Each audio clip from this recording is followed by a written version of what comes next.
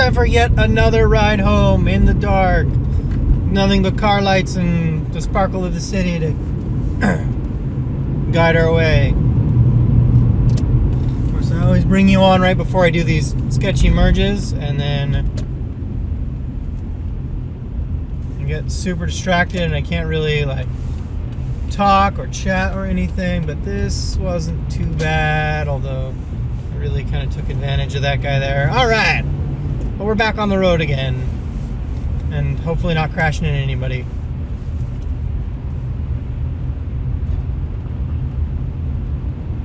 The rains have started up again, so I didn't do these for the past couple of days because rain is, well, omnipresent, but I've got to readjust my driving and get used to driving in the rain and dealing with traffic and I'm slippery and all that, so leave it at that.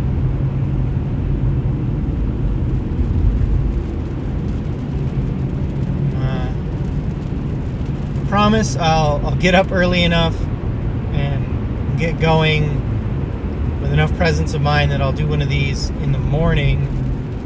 In the morning, coming the other way, the very end of the drive has the Space Needle, which is super awesome if you're familiar with Seattle at all. There's to those of you who don't know, these are being filmed from Seattle, and so the secret's out there. This is Seattle. Space Needle is a super big part of the skyline here. It's really distinctive and recognizable, so it ends up on a lot of things. And that, interestingly, leads into another topic. I had mentioned last time that I was going to talk about role-playing games, and I can probably go off in general about role-playing games, but specifically, I'm going to try to put together, for some friends, a game using the Mage the Ascension rules. I wonder how much this is coming through, and if maybe the rain is really loud. We'll find out. And if it's really bad, then I'll just pre-record the whole thing and see how that goes. But when I want to do a Mage the Ascension game, and because it's the rule set I have, I'm going to use Mage Revised. A friend of mine has let me leaf through his Mage 20 rulebook. If you were into Mage the Ascension and do not keep up with the news out of White Wolf, the Ascension books happened, the Apocalypse books happened, and they kind of ended their whole storyline. But it's been 20 years since, Vampire the Masquerade, Mage the Ascension were all originally published, and they went back and re-released them with a bunch of updated content so that the setting is now no longer hopelessly outdated, and maybe tweaked the rules a little bit. From what I saw, most of it is roughly the same. It's a lot of heavy setting updates. So I looked through that, and that's really cool, Mage 20, but I think we're mostly going to use Revised, just because that's the rulebooks that I have access to. And I want to modify the setting.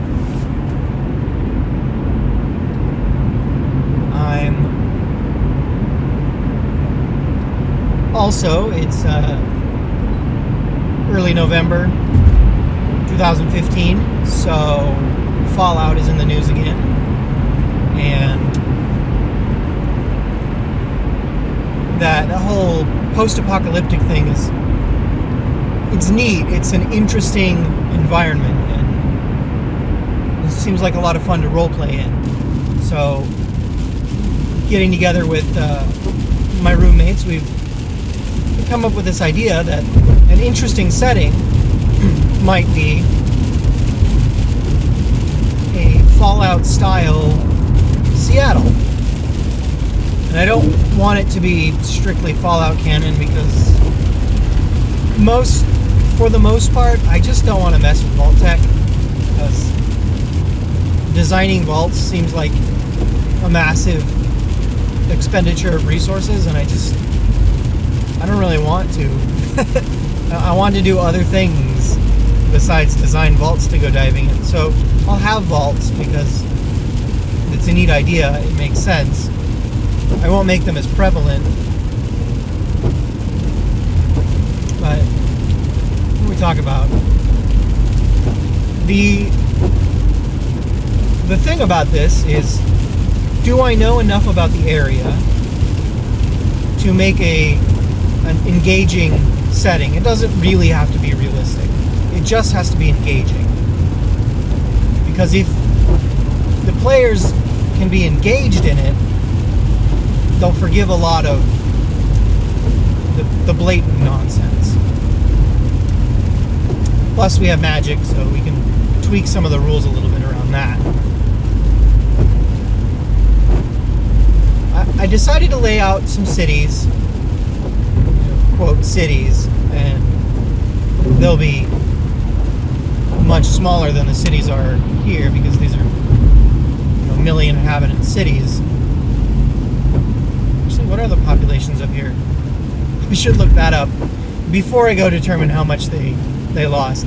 But I'm thinking in the big city will be a few thousand, maybe. And the little cities will be in the several hundred range. So right now what I have planned out, I feel like I should put some kind of city in Renton. Or maybe a little north of that, maybe in the docks. I definitely want to put a city around city center with the Space Needle you mentioned, and Key Arena is right there, and the EMP and all that good stuff. There's that huge open space, what amounts to a city park there. So I put a city there, kind of surrounding the Space Needle, or Spire as I'm going to call it. Some other key landmarks, the hospital that we see every night. I'm going to put that at the center of a major settlement. We'll call it Beacon. I feel like I can put maybe 2 sizable populations downtown in ruined, or at least partially intact, skyscrapers. I have special plans for the Columbia Center, so I'm leaving that out. Other things, downtown Bellevue I want to turn into the major city in the region. In a Fallout type setting, sea trade is not as critical, it's not as important as land trade.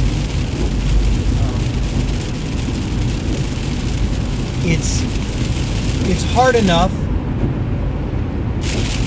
getting to your neighbors that are a day's walk away, that trying to set up trade missions with people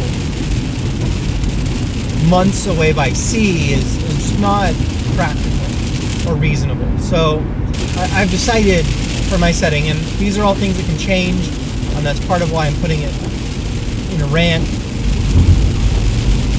But I've decided that sea trade is not critical, so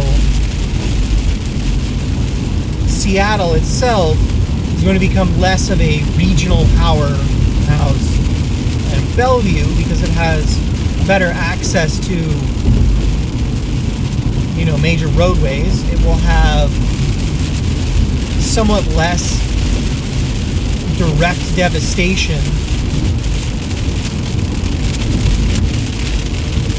so on. So it would be better suited.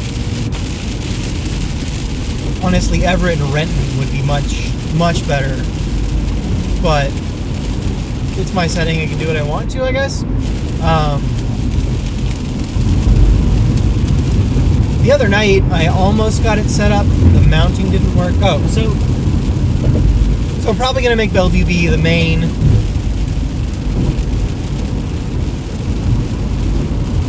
city, and we'll work from there. Maybe have people going to Beacon, maybe sorting out other things. We can go more into the setting and what I want to do with it in the next sort of rant. It's kind of time for me to wrap up. So I'll wrap off by telling a story. The last time I tried to do one of these, I didn't get the phone mounted on the rear view mirror very well. So it wobbled a lot, and I decided it wasn't worth trying.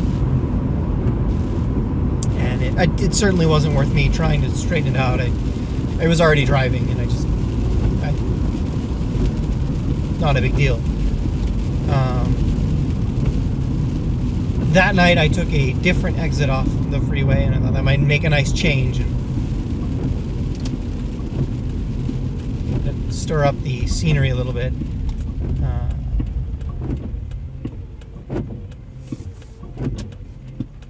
The only times I drive alone really anymore are to work, from work, and to go work out.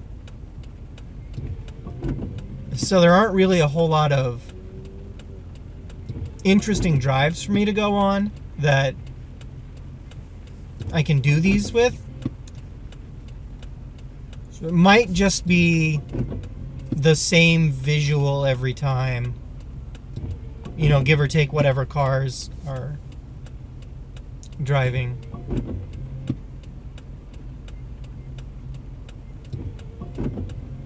I feel like I'm shouting. Does it sound like I'm shouting?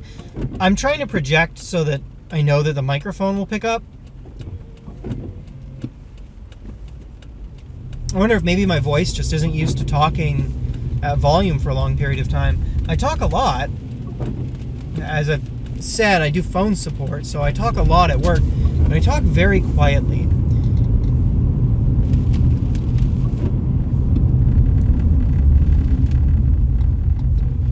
That might have an impact on my voice, so we'll see. Hopefully this improves my diction and I don't use as many fillers.